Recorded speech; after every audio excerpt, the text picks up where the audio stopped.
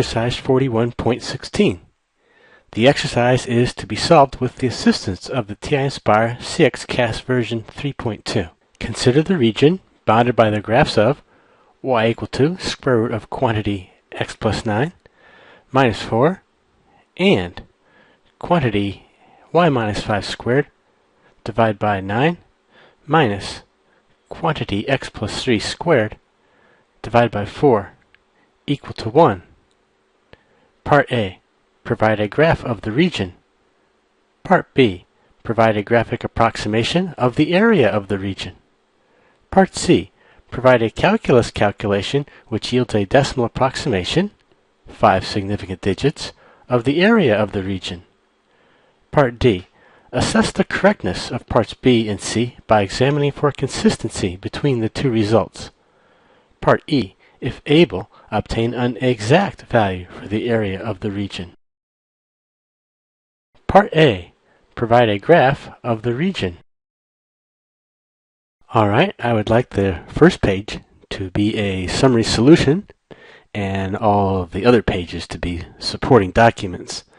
So, let's go to the menu and open up a notes page, and I'll title this Exercise 41.16 Solution Summary.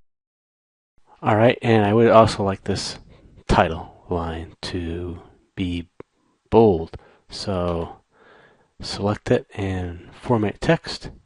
Select bold. Close that. And then I'd like to just center it a little bit. Okay.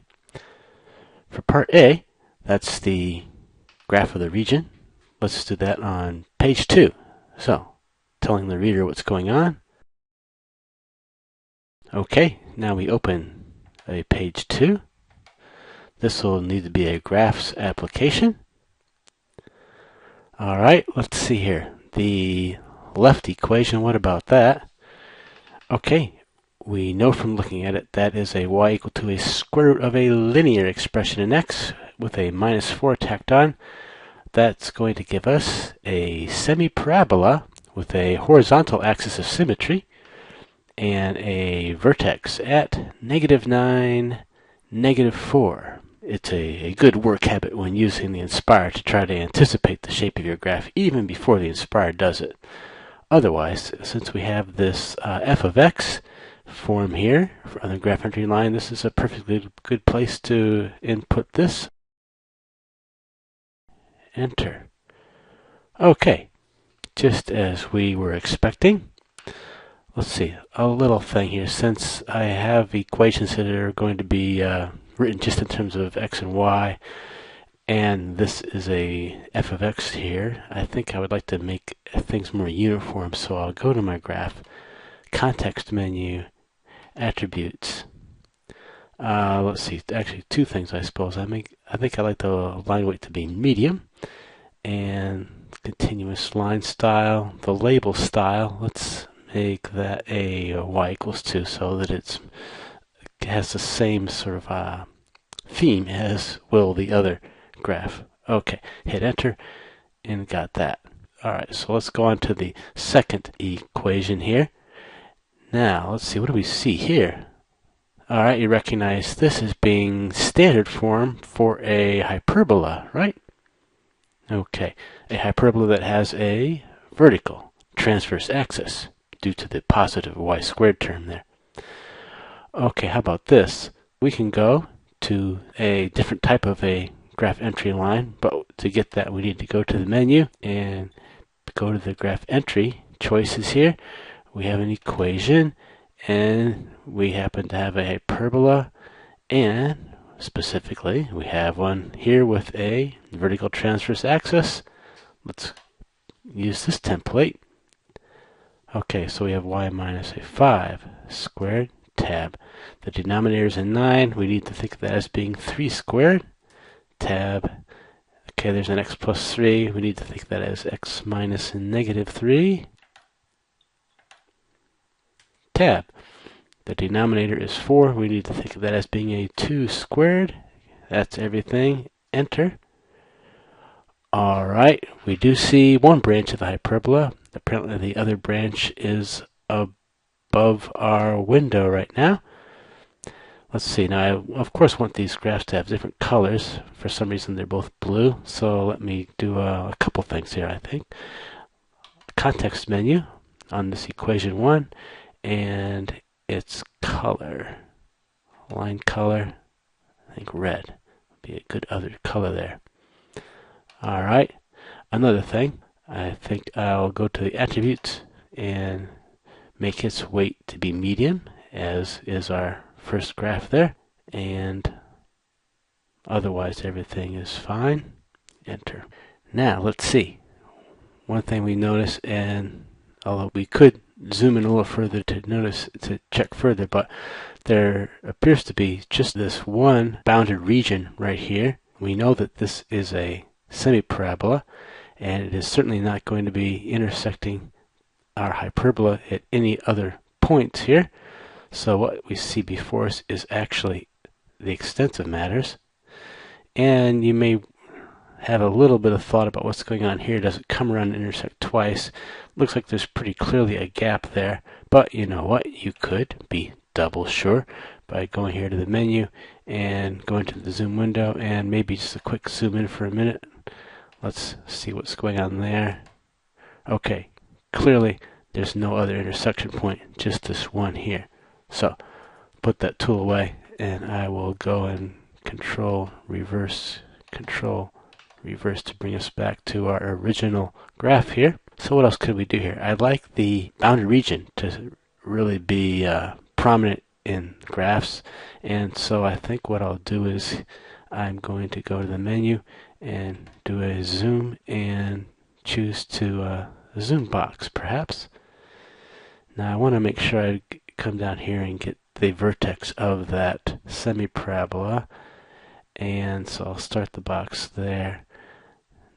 Of course, the bounded region, and some room. We'll need some room for labels. Let me start with that. Put this tool away. Okay, now I'm just going to do some cosmetic touch-ups of matters. For a minute, I'll move this label here.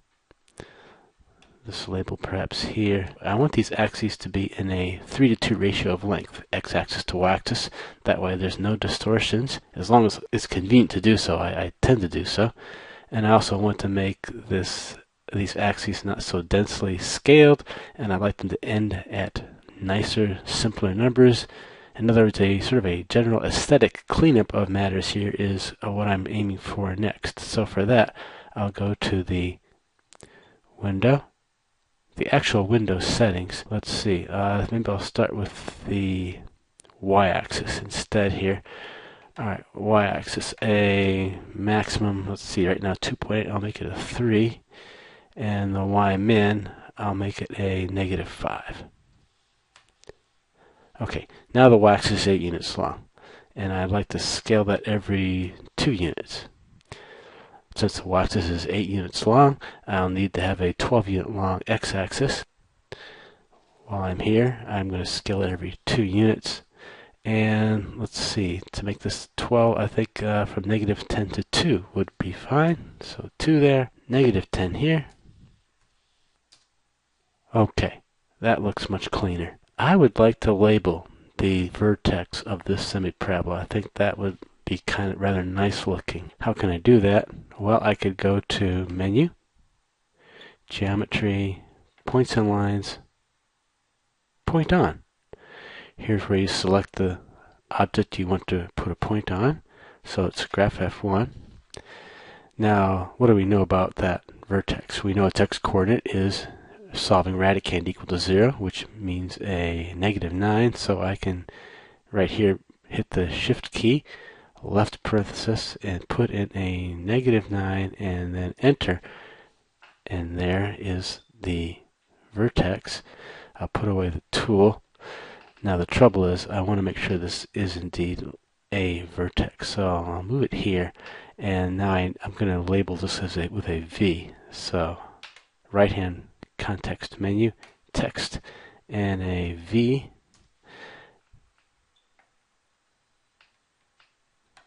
Right there. All right. Let's see what else. Of course, the points of intersection are important. Let's get those on here. Menu, geometry, points and lines, intersection points. Okay, who's intersecting? This red graph. Click on that. This blue graph. Click on that. Now I see I have a lot of decimal places here. I don't want nearly so many, so it's time to change the settings of the graphs to just float 2. So for that, to the menu, settings, right here, float 2. Okay, much nicer. Let me put these labels into good locations. First escaping to close down that tool, and this point I think right there would look nice. This point I at least want to keep it out of the interior of the bounded region, so about there is pretty good. Well, we want to make the bounded region very prominent with some shading, so to do that it's time to sketch a polygon. So, menu, geometry, shapes, polygon. All right.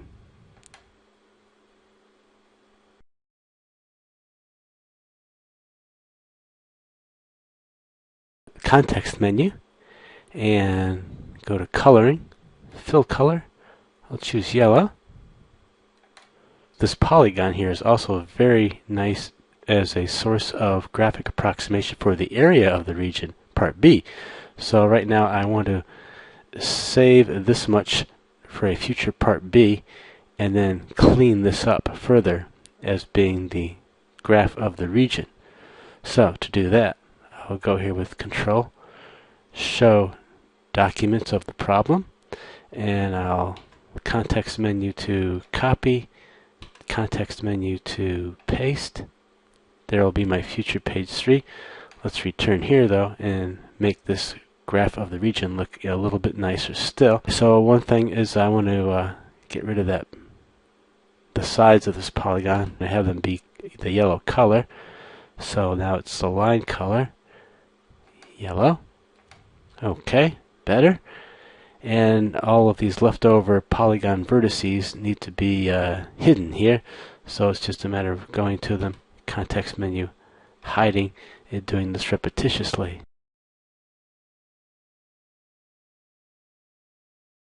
Last remaining detail, the labeling of the bounded region. So a little bit of text here. All right, this now looks pretty good. All of the graphs are present and labeled with their equations. We have the key intersection points with at least graphic approximate labels. Got the vertex of that semiparabola. Looks kind of nice there.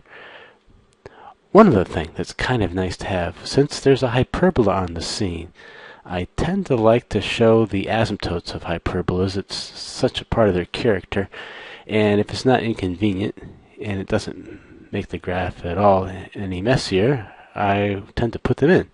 How can we do that here? Of course, we could calculate them ourselves here, right? We know how to do that. They're going to be straight lines that pass through the center. That would be, in this case, a negative 3, 5, and they're going to have slopes of plus or minus 3 over 2, right? So we could easily get those equations figured out and go from there. But there's something even easier on the Nspire. So I come here to this equation plot 1, context menu, going to the analyze graph. There's because it was entered in the conic sections template, there's some details that can easily be done for us here, and it's that number 6 asymptotes I would sort of like. So now those are on there. They're so faint though. Okay, also I always have this idea that asymptotes should be dashed lines, so let's try to fix that up. Go to the asymptote where the hand is sort of selecting it for us right now, context menu, and let's pick some attributes out here.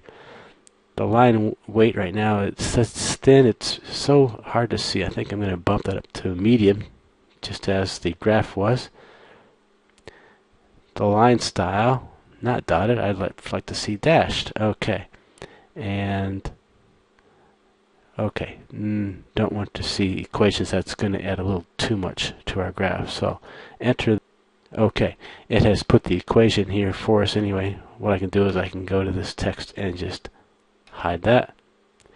Alright, this asymptote has its own separate settings, so I'm going to go here and also go to the attributes where I make the line weight medium and the style to be dashed, and enter. Okay, very good. Alright, that is I think a very complete, thorough graph of the bounded region. Part B. Provide a graphic approximation of the area of the region. We said we were going to use this polygon as a source of area approximation as well, and here's our chance. Just have to select it, take a context menu, go to the measurement, and what is its area? Okay, looks like it's 18 square units, and that becomes our approximation. Let's add a little text here so that the person reading this knows exactly what is going on. Okay, and we should also take this result and record it on our summary page 1. A polygon can be used as a source of approximation of the area of the bounded region. The area is approximately 18 square units, and we could say see page 3. Part C. Provide a calculus calculation which yields a decimal approximation, 5 significant digits, of the area of the region. Let's decide on a strategy for an analytic calculation of the area of the region. This region does not seem to have any simple plane geometry regions composing it, like circles or trapezoids or any of these sort of things. So it looks like it's going to be time to try slicing this up. Let's first try the favorite slicing method in rectangular coordinates, and that is thin vertical rectangles. Let's see what that looks like. The thin vertical rectangles look good. We say that because if we examine the tops of the rectangles as we travel left to right, we see that in each case the top of the rectangle is determined by the red hyperbola graph y-coordinate. Similarly, if we travel along the bottoms of the rectangles left to right, we see that without exception the bottom of each rectangle is determined by a y-coordinate on the semi-parabola graph. Okay, so we'll go with that. Let's formulate an area for one of these thin vertical rectangles. Like any rectangle, its area is length by width. In this case, the length would be the upper y-coordinate minus the lower y-coordinate. We as yet do not actually have any formulation for that hyperbola branch there, so we have to leave upper y-coordinate just as is for now. The lower y-coordinate would be the y-coordinate of the semiparabola. We indeed have that available in our f1 of x. Meanwhile, the width of the rectangle will be a small piece of the x-axis. We can call that dx. So we have this strategy in mind of using a definite integral that's going to sum thin vertical rectangles. We now need to get access to all of the elements of this integral. For starters, let's get those limits of integration in place. We can go to the graph of the region here, and now we can select the x-coordinate here of this point of intersection, context menu, store it, and I will choose A1A, A for the traditional left-hand bound of integration parameter, and 1 because the Nspire suggests not using single letters as variables, and A because this is a decimal approximation. And remember, it's not storing just a negative 7.9. that's what is displayed on our graph. The Nspire is actually storing all of its 14 digits or so that it has internally. Okay, we've done that. Here's our right-hand limit of integration, this x-coordinate here. Same process. After it's selected here, context menu, store, and analogously we'll label this as a B1A. Enter. Okay, that's in place. Now, although we have a nice formulation already available for the blue semiparabola, which is in F1. By the way, although we chose to label here with this y equals to x plus 9 minus 4, the calculator still has as a variable F1 ready for us to use. However, there's a problem still with our lower branch of the hyperbola here. There's no variable that represents that. We only have this equation that's been graphed by using the equation template. We now need to form a function for just this lower hyperbola branch. Okay, for that we'll need to first get a hold of our formulation of this equation. So to do that, we can go to the menu, the graphs entry, and let's go back to equation hyperbola. And although it's giving us a chance to put in a second one, we're just going to scroll upwards and get our original equation in sight here. Now what I want to do is I want to select this, so I'll go here, press the shift key, and arrow left. Now it's blue, it's selected. I'm going to go Control C to copy that. Now I want to add a calculator application on a page 4. So now I'll Control Add Page and add a calculator. Now we'll need to solve, parenthesis, and now it's Control V to put in that equation, a comma, need this solved for y, and enter. Alright, got these two functions here. They're functions that have a second degree radical, and we have discussed these kind of things before. We can recognize these as being parts of hyperbolas, and we can go further and realize that it is the one with the negative sign in front of the square root that's going to give us the lower branch, which is this one right here. Okay, so now we need to form a function. So I'm going to go here, press the shift key, arrow right to select just that formulation there, and I'll go, and now I just have to hit enter. Don't have to Control C this, because by hitting enter it automatically copies and pastes it to the new line. And now I will go with Control Store To. Alright, a name for this function. I think I try to label it with something so that it reminds me very clearly of what it is. So here I'll say lower hyperbola branch. So that'll be low, maybe a space, hyperbola, and branch. I think there's a limit of 16 characters for a name of a variable. This is close. Let's see what happens. We can always go back and take off a letter if need be. Okay, let's try that. Oh, that works. Now that that's done, we are in good position to go back to our summary page and calculate the integral, and also tell the person reading this how we went about storing those limits of integration and obtaining this lower hyperbola branch function as well. The area can be calculated using an integral which sums thin vertical rectangles. The limits of integration have been stored into variables a1a and b1a. A function representing the lower hyperbola branch has been constructed on page 4.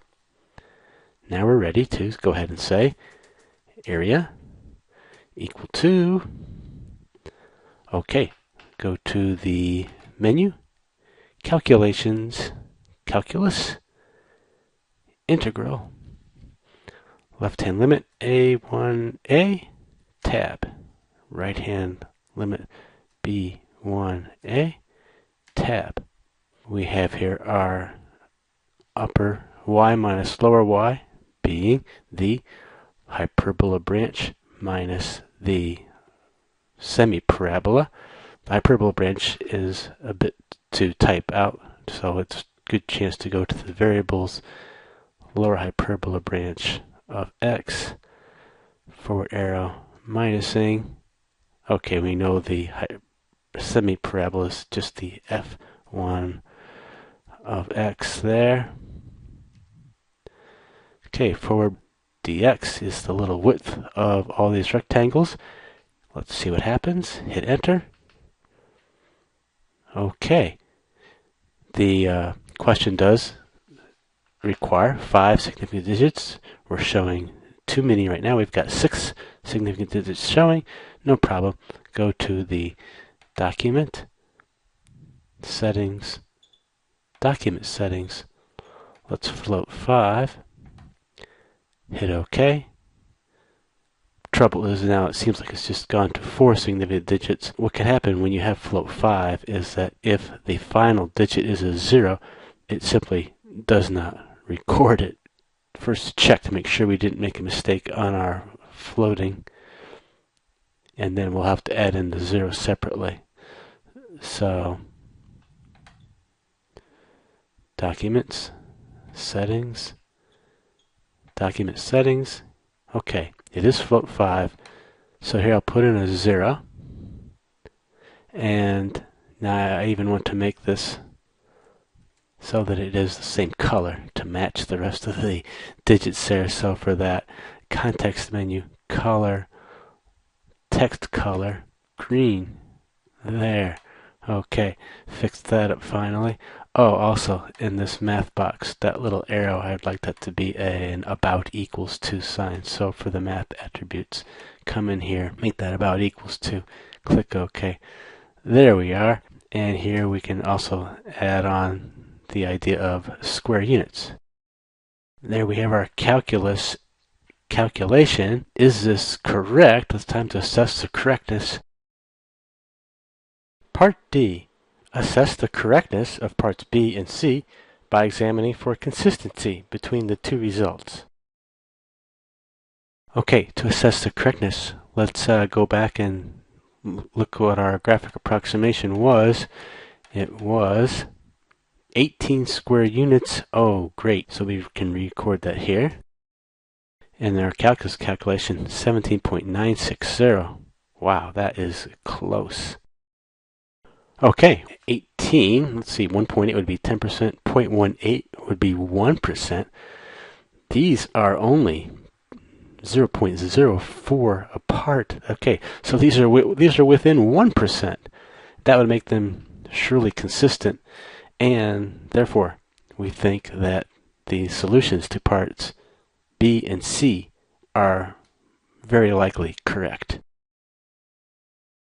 Okay. Part E. If able, obtain an exact value for the area of the region. All right, 2 hurdles to the path towards an exact solution. First, we need to be able to get exact limits of integration. Keeping the reader posted here, the first hurdle towards obtaining an exact area is to obtain exact limits of integration. Well, let's go to page 4. And work on just that. Okay, so now we need to find the exact x-coordinates of the points of intersection of that lower hyperbola and the semi-parabola. This will be a matter of solving. We can go to the variables menu again and get our lower hyperbola branch of x equaling to f1 of x, comma, we're interested in the x coordinates here only, and enter. Oh, just get decimal approximations back. Okay, well, we know we are in the calculation mode of auto, which means that as long as we have input no decimal point numbers into things, the Nspire is indeed trying to obtain exact results for us. It's not providing that here. This is going to put a stop on our attempt towards an exact solution here. So back to our notes page to complete the answer to part E here. So as seen on page 4, the Nspire will not provide exact limits of integration. Therefore, we are not able to provide an exact area calculation, at least by using the Nspire in a rather straightforward manner. Alright, otherwise, we do at least have the practical matter solved, which is to obtain a decimal approximation of the area, and we found it to be consistent with our graphic approximation, so we are feeling that this is a very likely correct solution. So, although a little disappointment here, otherwise, good problem.